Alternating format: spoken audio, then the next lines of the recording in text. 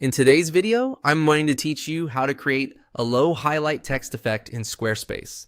This is a simple styling technique that can make your text feel more polished and intentional.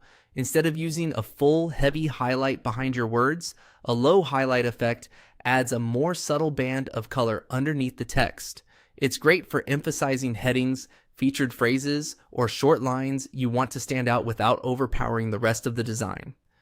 To begin, click into the text box that contains the text you want to edit. Make sure you're actively editing the text content because the formatting controls for highlight effects will only appear when the text box is selected properly. If you don't see the editing toolbar right away, just click directly inside the text area once more. Next, highlight all of the text you want to apply the effect to.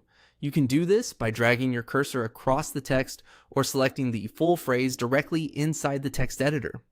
Be a little careful here, because the highlight effect will only apply to the text you've selected. So if you want the styling on a full headline, make sure every word is included before moving on.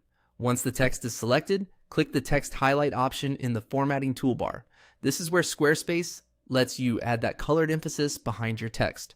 At this point, you're starting to build the effect. And from here, the key is keeping it subtle so it looks clean and modern. After that, select color.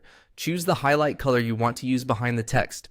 A softer or lighter color often works especially well for a low highlight effect because it draws attention without making the text hard to read.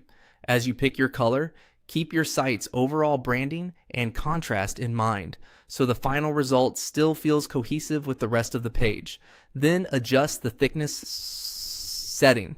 This is the most important part for creating the low highlight look.